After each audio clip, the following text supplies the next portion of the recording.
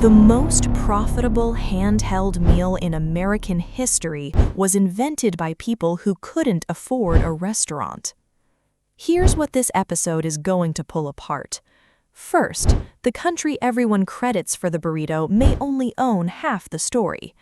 Second, there's a specific moment in the 1960s California where this humble border food got re-engineered into a billion-dollar format, and the transformation was more radical than anyone admits.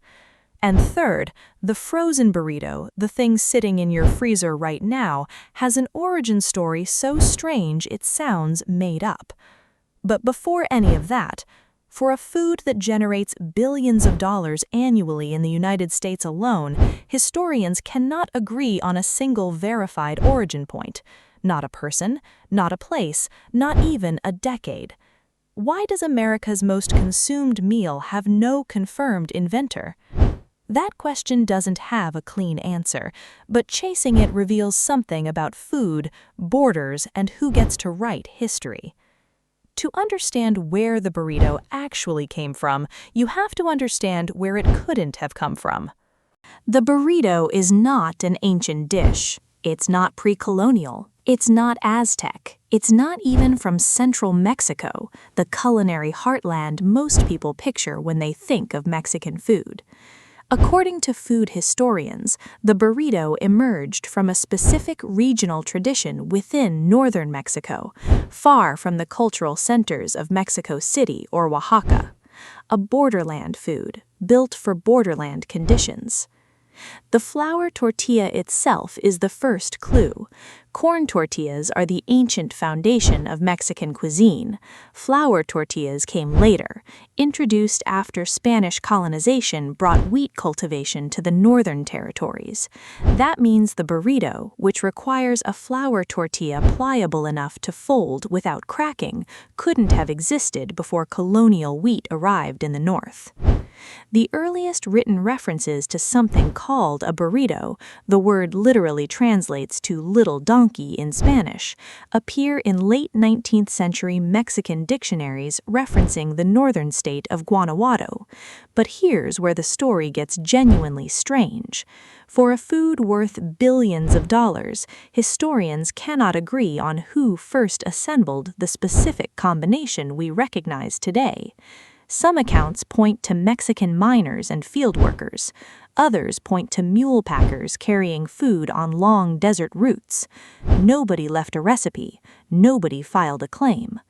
What historians do agree on is this: whoever first rolled beans and meat into a flour tortilla was solving a practical problem, not creating a cultural icon.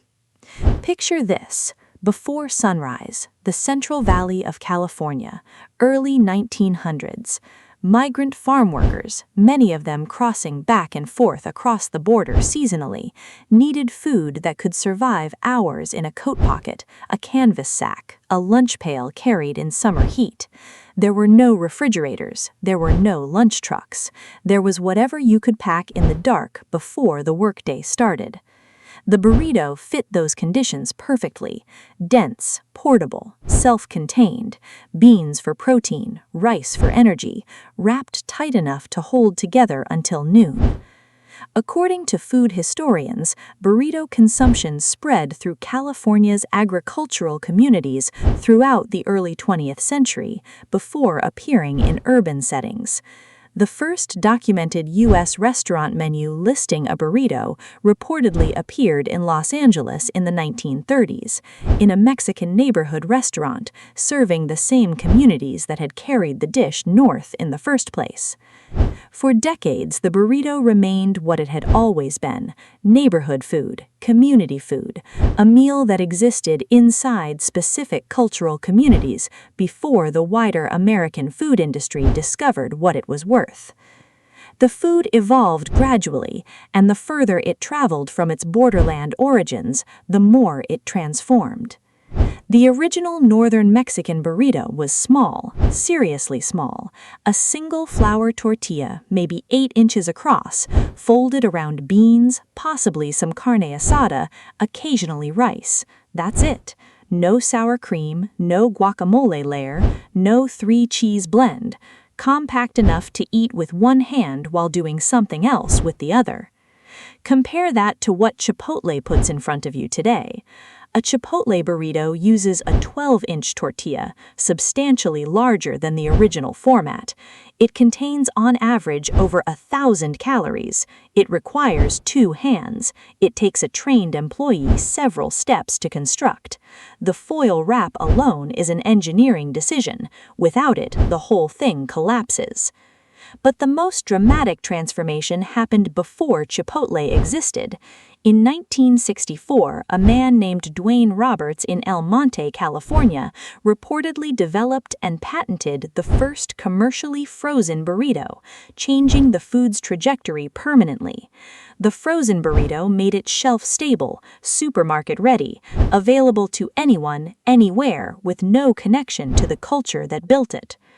Walk down the frozen aisle at Walmart on any given Tuesday evening and you'll find 50 varieties: bean and cheese, breakfast burrito, red chili, green chili, budget brand, premium brand.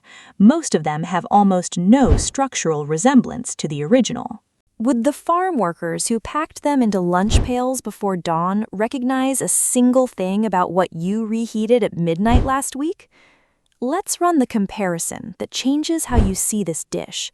The northern Mexican burrito: small flour tortilla, beans, meat, no filler, eaten standing up, no name on the menu. The 1930s Los Angeles burrito: slightly larger, beans and chile, served in neighborhood taquerias, cultural food for a specific community. The mission-style burrito that emerged from San Francisco's Mission District in the 1960s-70s, dramatically bigger, rice added to the filling for the first time, reportedly a San Francisco innovation, not a Mexican one, foil-wrapped, two-handed. The Chipotle burrito since 1993, standardized, assembly line constructed, 1,000-plus calories, global brand architecture built around a single format. 4 versions, 4 completely different meals, all called the same name.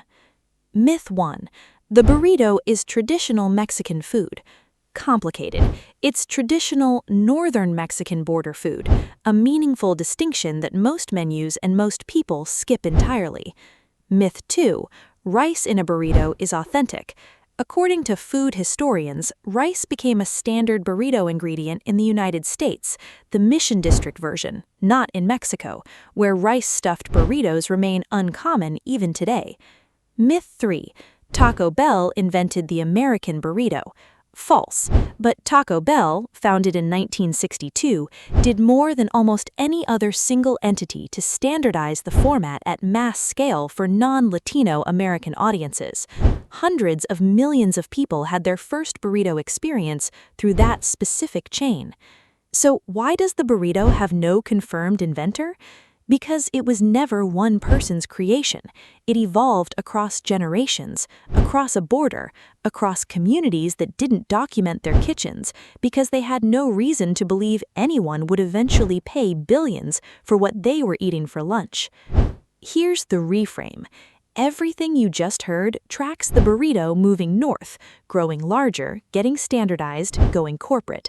That's the obvious arc, but there's a counter-movement almost nobody talks about. In the last 15 years, a generation of Mexican-American chefs has been deliberately deconstructing the American burrito, stripping it back towards something closer to its borderland origins: smaller, simpler, fewer ingredients, higher quality masa and heirloom beans, the kind of thing you'd recognize in a northern Mexican kitchen rather than a fast food queue. These chefs aren't being nostalgic, they're making an argument that the version that traveled the farthest from the source isn't necessarily the best version, that something got lost in the scaling up, not just flavor, but meaning.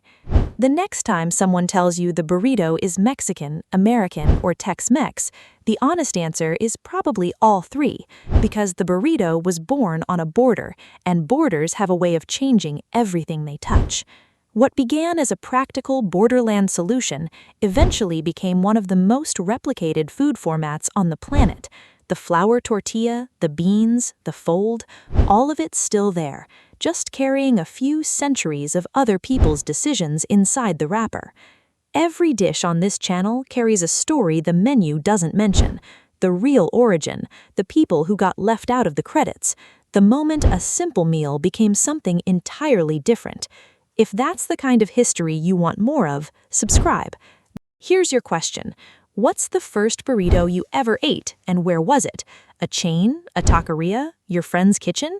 Drop it in the comments. I want to know how far from the original your version actually was.